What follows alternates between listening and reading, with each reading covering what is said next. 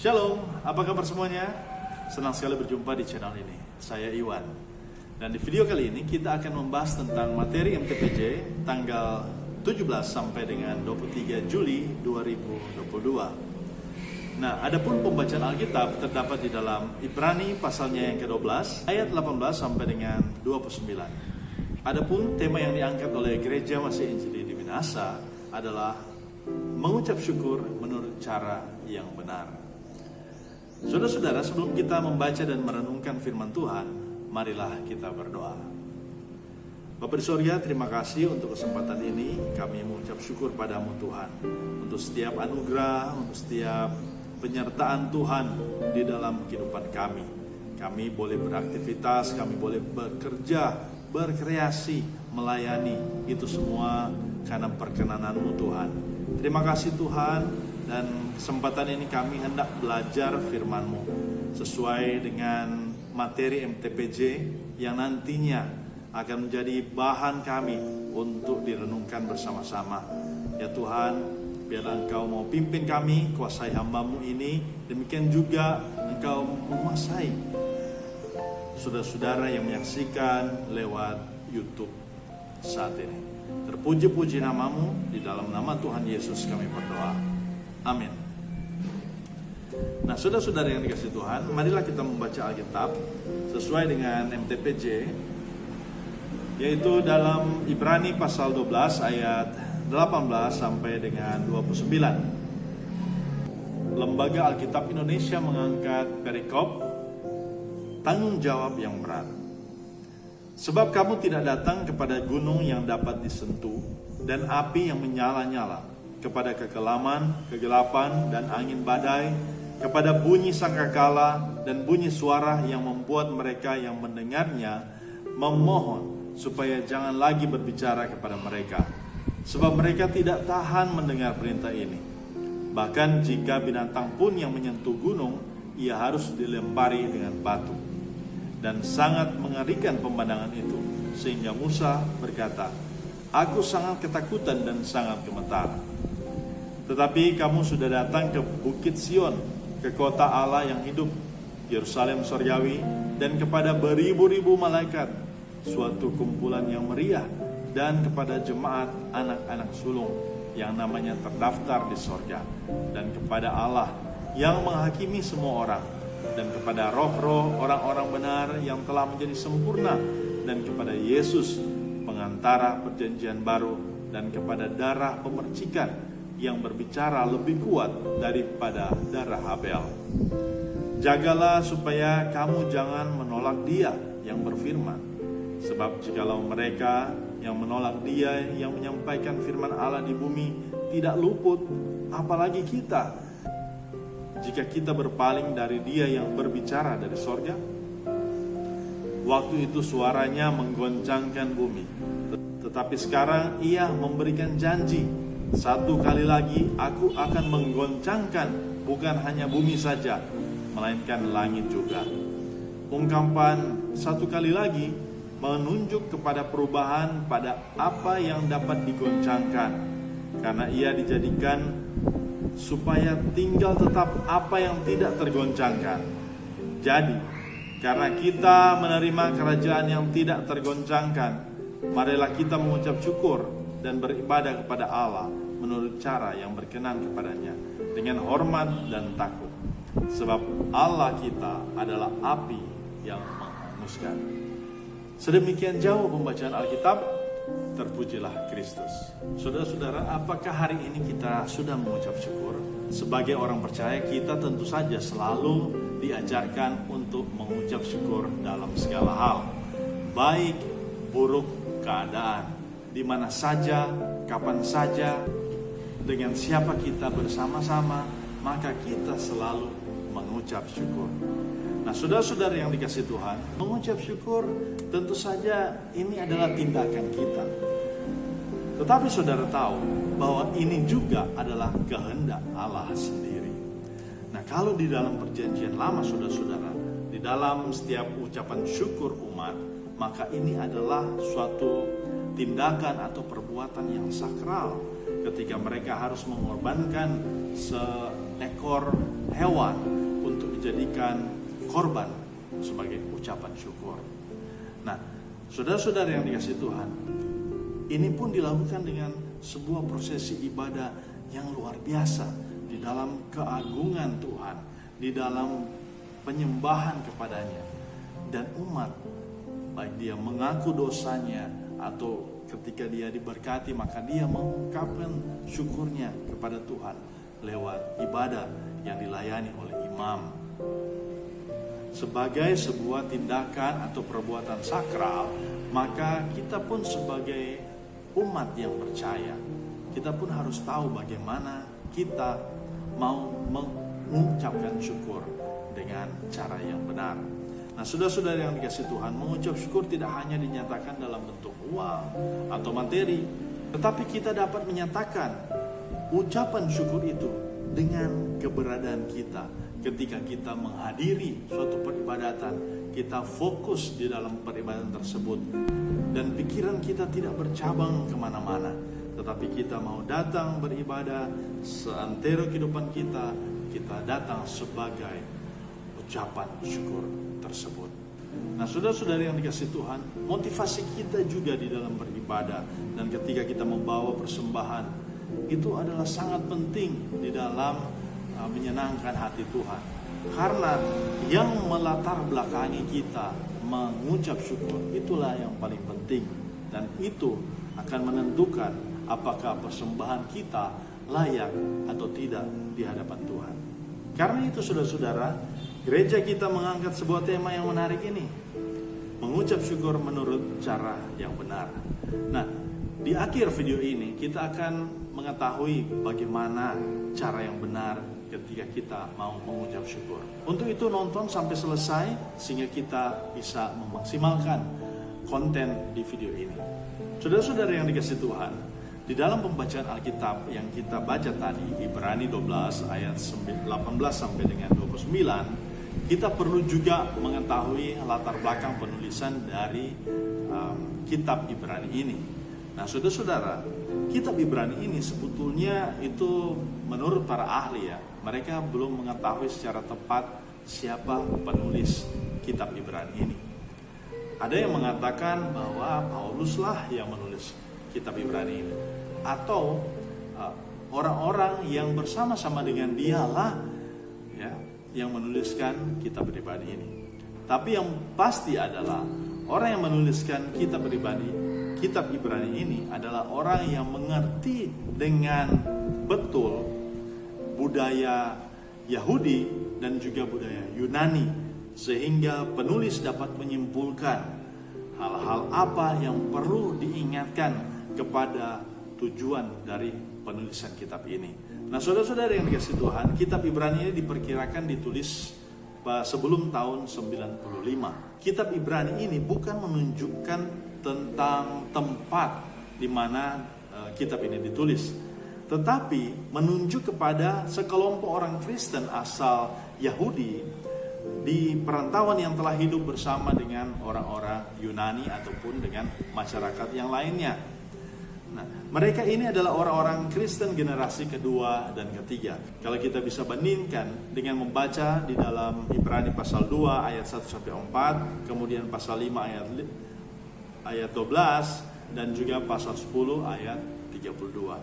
Nah, oleh karena itu, berbagai penganiayaan yang dialami oleh orang-orang Kristen generasi kedua dan ketiga ini membuat orang-orang Kristen pada saat itu mulai goyah imannya, sehingga penulis kitab Ibrani ini mau mengajak agar supaya mereka tetap teguh kepada imannya di dalam Kristus. Nah, saudara-saudara yang dikasihi Tuhan, kalau kita membaca kitab Ibrani ini memang sudah di pasal 12. Kita perlu juga membaca di pasal-pasal sebelumnya, sehingga kita dapat mengerti apa maksud penulisan dari kitab Ibrani ini. Nah, di mana saudara-saudara, kalau kita membaca kitab Ibrani ini banyak sekali kalimat-kalimat atau ayat-ayat yang dihubungkan dengan kejadian yang ada di Perjanjian Lama. Sehingga saudara-saudara, ketika kita membaca kitab Ibrani ini, kita juga bisa stop sejenak ketika kita mendapati ada ayat yang berbicara tentang perjanjian lama, dan kita cari konteks itu sehingga kita bisa mengerti secara keseluruhan. Saudara-saudara, di dalam kitab Ibrani ini penulis mau meyakinkan kepada jemaat yang ada agar supaya tetap mempertahankan iman.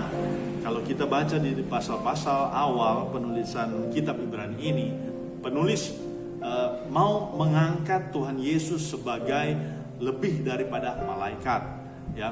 Bahkan juga penulis mengingatkan bahwa Tuhan Yesus itu adalah imam agung, imam besar kita semua.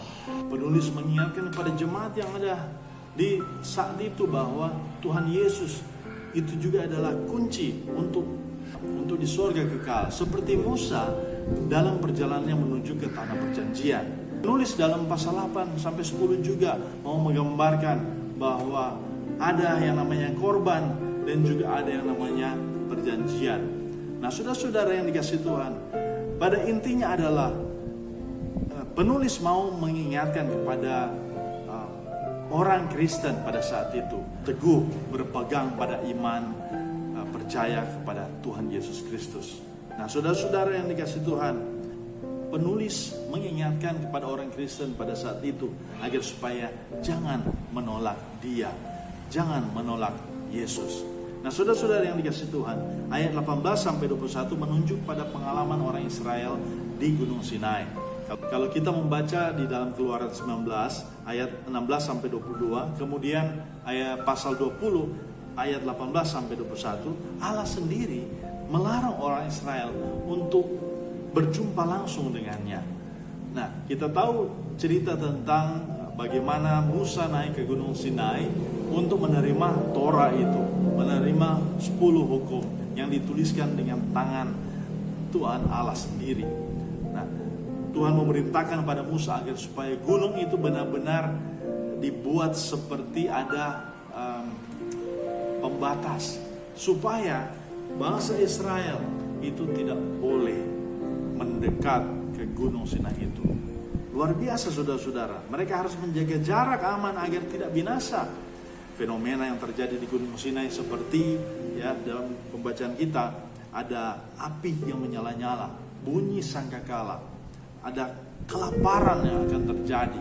Kemudian angin badai membuat orang Israel takut dan memohon agar supaya Allah jangan langsung berbicara kepada orang Israel.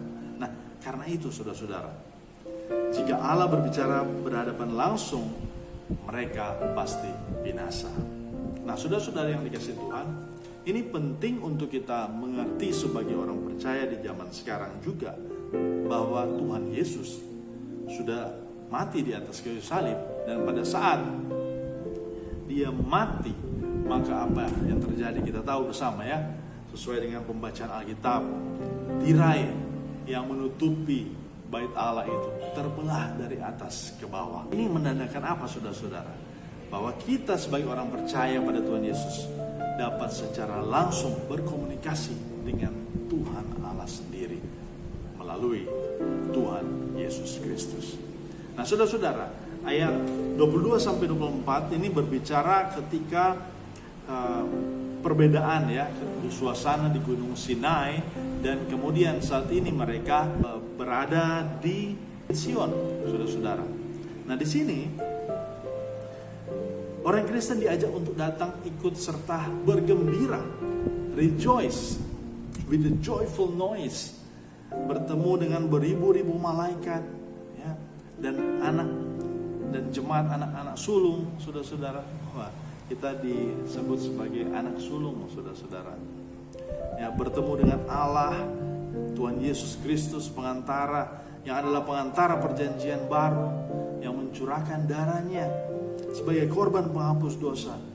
Saudara-saudara, mengingatkan kematian Tuhan Yesus di atas kayu salib. Dengan itu sekali lagi saudara-saudara, kematian Yesus di kayu salib disejarahkan dengan upaya pendamaian seperti yang digambarkan dalam Imamat 16. Nah, kemudian saudara-saudara, di ayatnya yang ke-25 sampai 27 ini adalah ajakan kepada orang Kristen, baik yang ada pada saat itu dan juga kepada kita, saat ini, saudara-saudara, agar supaya jangan menolak Allah, jangan menolak Dia yang diutus oleh Allah.